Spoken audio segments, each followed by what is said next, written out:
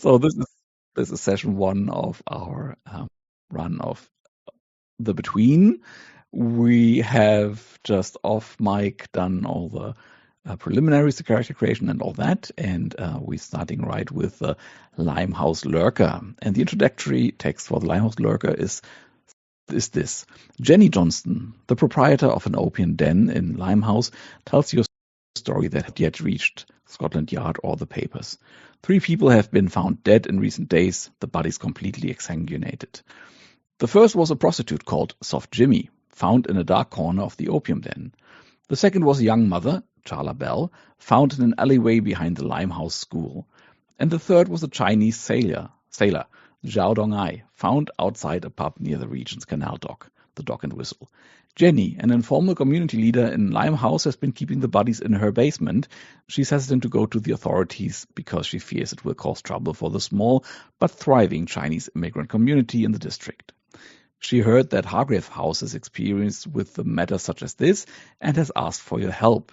And the way this game goes is that you have a staggered row of questions, and the first one in this mystery is the vampire young or old? And that is a complexity 4 mystery. And that means that as soon as you have half the complexity in clues, you can attempt an answer. So as soon as you have 2 clues, you can try to answer the question, and then you would roll 2d6 plus or minus difference of the clues and the complexity. So if you have 2 questions at 2 clues, that would be 2d6 minus 2. If you have 4 clues, it would be 2d6 flat. If you have 6 clues, it would be 2d6 plus 2, and so on. And once you answer that question, is the vampire young or old, that will unlock the next question. And the next question then is dependent on how you answered this question. Should you answer this question or try to answer the question and you answer it wrong, it is automatically the other one. So if you go like, hey, it's a young vampire, and you roll badly, then that means it's an old one. So we're not mucking around with like re-rolling and collecting additional clues or anything. Okay, so this is the situation at hand. Jenny Johnston came to you for help, and what do you do? Everyone being too polite, just Maybe I was going to say I assume the first thing that my employer would like to do is investigate the bodies. So that would be the move Pike would be making. Which one would you like to go and investigate first? Ooh, is she not? Sorry, did the thing say she had all the bodies in her basement? Oh yeah, true. Yes. They're all in one place. Very convenient. Yeah. Yes. So you go over to Jenny's basement. Yes, that definitely would be Eleanor's preference. Okay. And I am assuming that it's the basement of the opium den. So as you enter it, it's a dim and smoky affair. There's a heavy ammonia-like smell. People are lounging on cushions, and there's a paint the scene question. And the paint the scene question goes to all of you, and it is people from all walks of life patronize Jenny Johnston's. What do you see that indicates this? Well, perhaps as we walk in, to the right, there's a low area with some pillows and people are reclining. And I see a very well-to-do woman with the latest fashion and and kind of expensive clothing, passing an opium pipe to a dock worker. Thank you. What else? Maybe we see, apart from this interesting mixture, the classes, maybe. So we see this area where we can just walk in is largely, at least, use lower income or classes or whatever. But there's, this very heavy brocade curtain that sections another area where people can go and have a private little room to themselves, other guests. And, things are much more expensive services. But, yeah. Okay. And Casey. Yeah, I think, maybe like as we progress through and we pass that curtain that sort of gives us that divide, maybe that curtain doesn't hang all the way to the floor, and then that little like empty space, we see like an admiral's boots behind that curtain, and then Very cool. Are the boots moving? Yeah. I think yeah. Just the fact that they're back there. Okay. Yeah. Jenny welcomes you at the door and says, "Oh, so lovely that you came. I was really worried. How can I help you? You want to see the bodies? Yes. Follow me." And the question goes to the hunter with the highest reason, which is Elinor, our mother. Hargrave House knows about creatures that drink the blood of their victims. They're called vampires. A detail in Jenny's story convinces you this particular vampire has the body of a small child. What is it? Oh, the distance between the fang punctures suggests a small size mouth, which suggests a small size head. And it is, they are delicate. So these are not, it's a very short adult. These are children's teeth. Yeah, she leads you down in the basement where the three bodies are put on a rough wooden table. And this is the first thing she points out, saying, yes, I'm not a doctor. I don't know what to look for really, but I couldn't help but notice these holes pointing towards the bite marks. Yes, interesting. Maybe she pulls out like a little monocle, and holds it up and pulls out a little notebook and is taking a note and doing like a very quick anatomical sketch. She goes, yeah, that's the carotid that's been pierced here, and so on and so forth. So she does like a impromptu medical survey of the bodies. Jenny says, do you need anything? Can I help you with anything? Or can I just go upstairs and take care of my other customers? Elinor is completely absorbed and doesn't even hear the question. And this is probably something that her employee is used to. Mm-hmm. Yeah. I think, Pike will answer and tell Jenny, I think we should be able to handle it all from here. If we have any questions, we'll ask though. Thank you so much. And then she goes upstairs and leaves you there. Is the Undeniable down there as well? Or are you doing your own thing? Not gonna.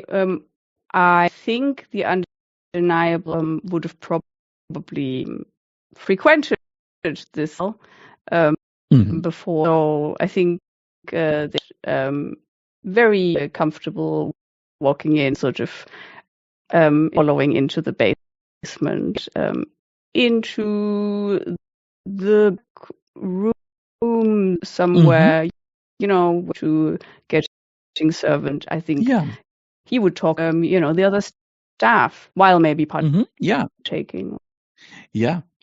So as you come in and Jenny is taking off with your two colleagues towards the basement, another staff member takes care of your coat and takes your bag and is ready to bring it to your favorite spot, a large window out the back where you have a quite nice look over the Thames.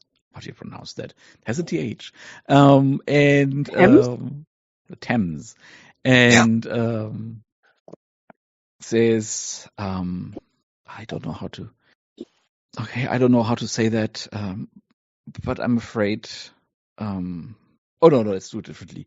The employee brings you to your spot, and on a ottoman opposite you, also with that lovely look over the Thames, there is a customer that you would remember if you have ever seen him before. It is a man wearing a gold smoking jacket and yellow silk pants, soft slippers on his feet, and the most striking thing about him is a sun-shaped half mask that obscures his face.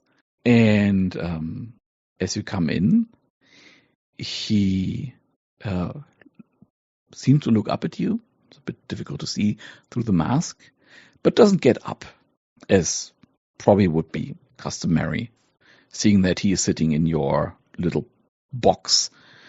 And he seems to give a soft chuckle, and then takes a puff from the pipe and resumes looking out over the Thames, ignoring you. I think I will probably myself and go like, oh, you seem to value liberty above, I don't know, what most people do here. Yeah.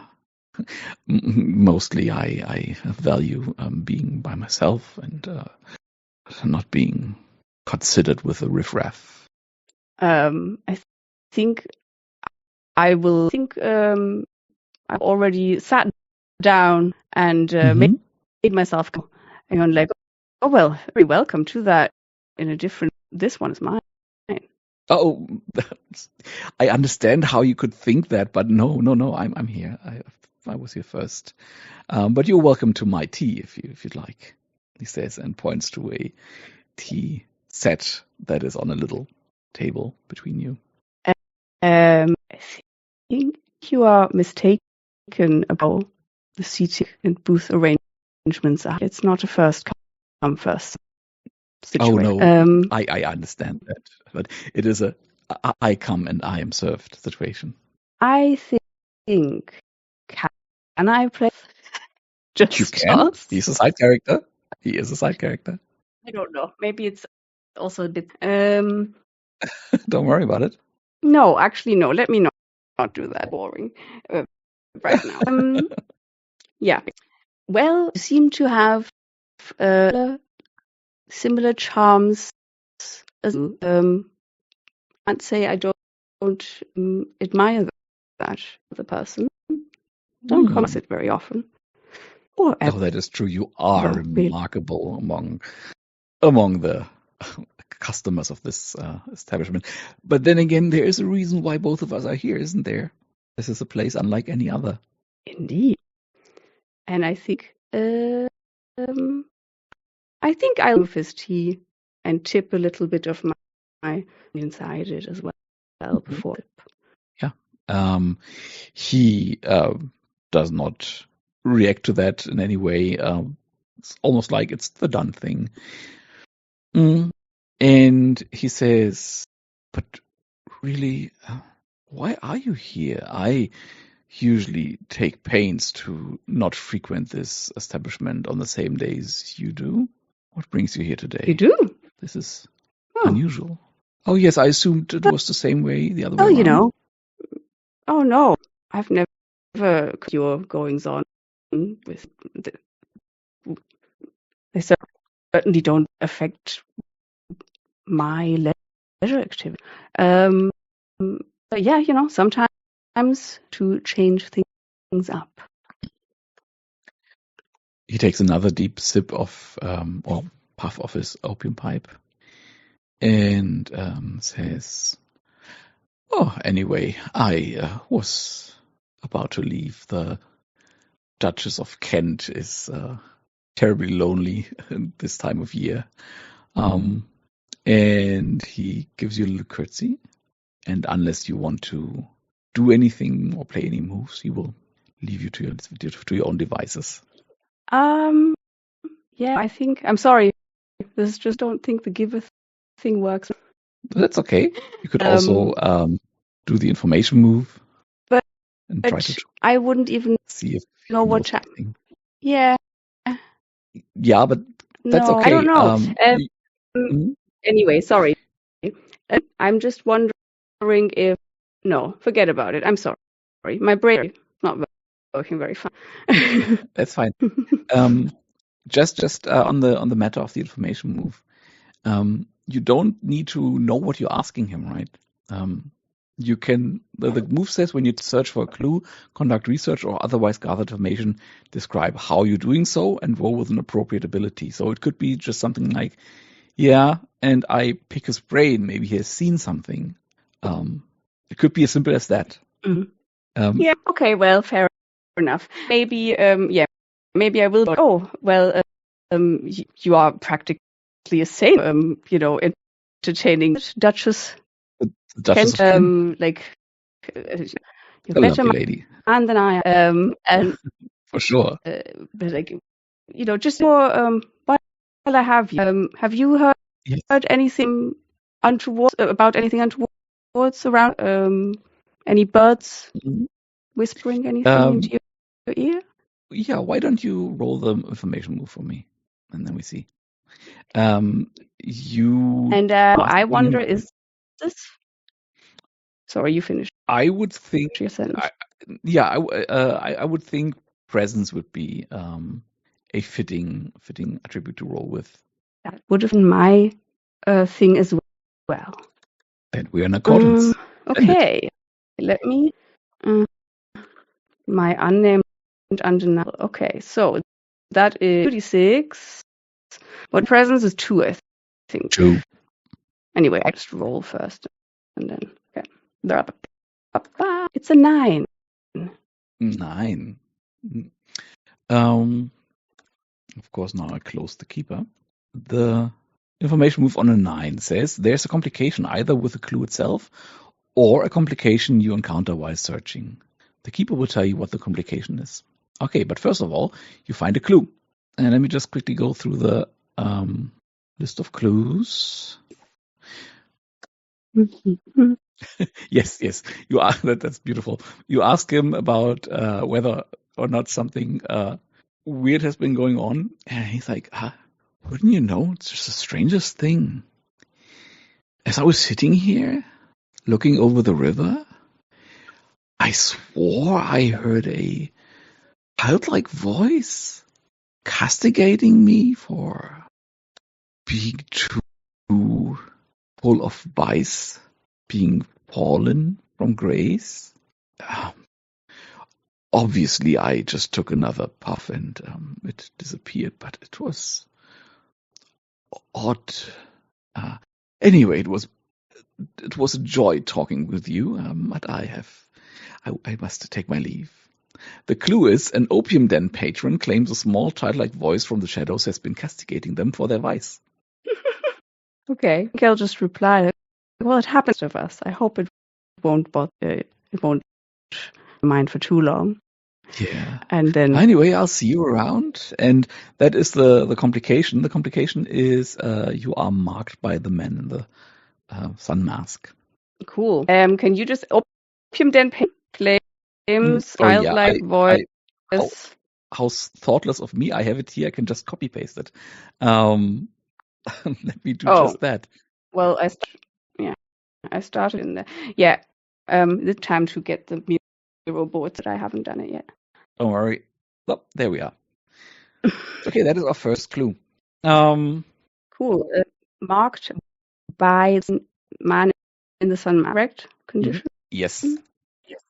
And that means that he will be a recurring character, and until you lose that condition, you are at a back foot when it comes to him.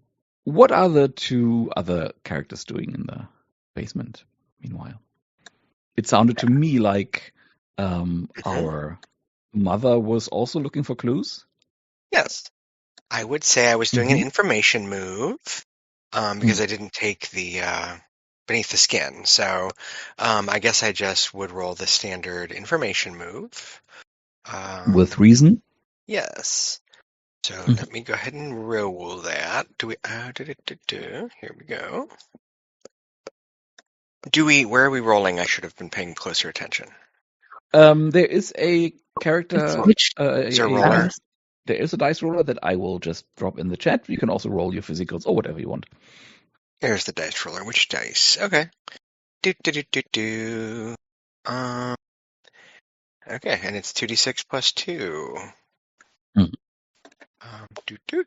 I rolled a boxcars. That's a 14. That is My word. impressive. Yeah. Okay. She's like, this'll hat. I'm 12 plus. You also find a mastermind clue. That means there's a entirely different list that I have to look for. Okay, let me just look what your first clue is. Yeah,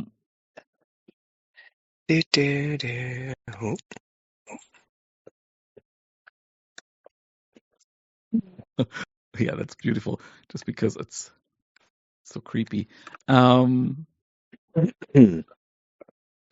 Yes, you open the stomach cavity of who's the best candidate for that. I think of the sailor. Okay. And in the sailor's stomach, there is where was it now? There are milk and sweets. It's little chocolates still in their wrappers, and a how would he have given it out? Probably milk and the remains of a cup that the milk presumably was in at one point. And if you look further up the digestive tract, you can see that there are cuts in the stomach lining and in the pipes that suggest that that cup was shoved down his throat. That is odd, certainly. And where did you record? See now, where did you record the clues? In the threats tab. Character. Threats. There it is, under threats. That's what I was looking for. Thank you. Okay. There. Is this the regular one? Also get a mastermind clue, or did it work differently? Yes, that was a regular clue. And the clue as it is in the wrapped. Whoops. Yeah. the clue is as it is in the mystery is violently discarded milk and sweets. Yeah, sure. Violent. Okay. Violent. So, but I mean, sweets still in the wrapper, yes? Yeah. Mm-hmm. Like this is somebody ate, as you say, maybe garbage or just like food off of a table without they ate the cup in addition to the milk. How odd. Okay. I've heard of pica, but that's kind of extreme. And now let me look at the mastermind clues. Were you going to copy paste the clue, or shall I transcribe? Oh, sorry. Yeah, if you could do it, sure. Because I'm already looking at the mastermind clues. Yeah, you're good. Maybe I will put that in my back pocket and head that out later. Oh no, that is no. Okay, I will just write down a mastermind clue to be given out later, and I shall proceed to give it out later. Okay. Because there are none that would fit really, really nicely right now. Or is there? No, not yet. Okay. And seeing that it's already 5 to the hour, I would say that is where we stop, unless, Casey, you have something specific that you would like to do. No, that's perfectly fine. I do have a question, though. Yes. Gwen, what do you think is like the honorific, I guess, maybe that Pike uses? Is it like ma'am or lady, or what do you think?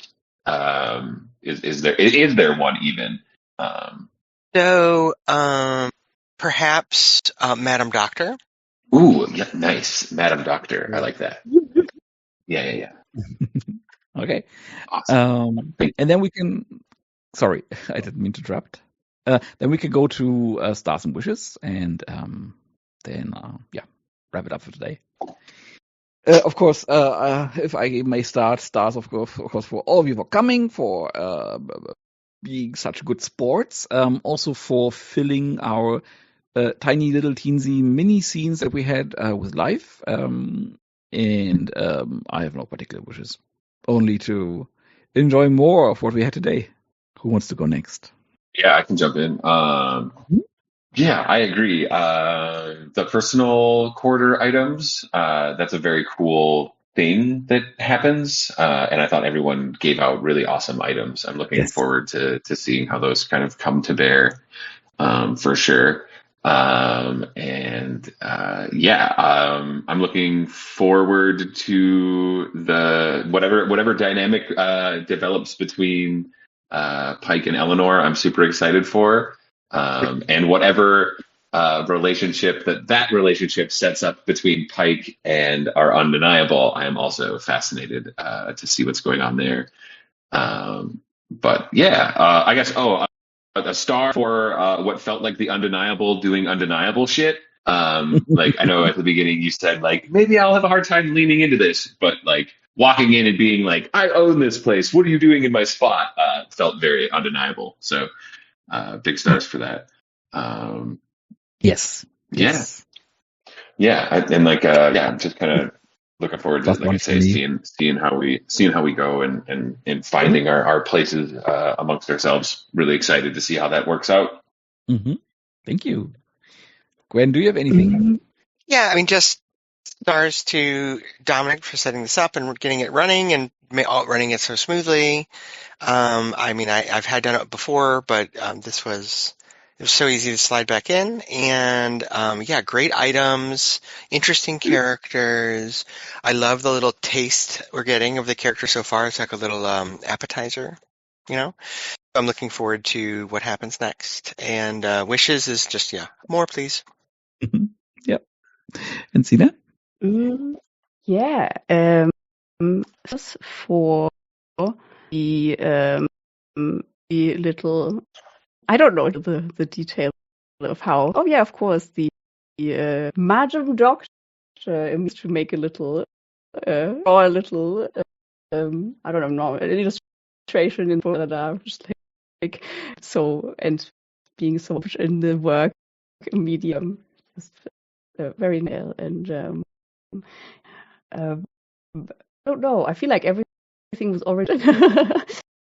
I enjoy character, but I also felt like I would need forever and keeping a little bit longer.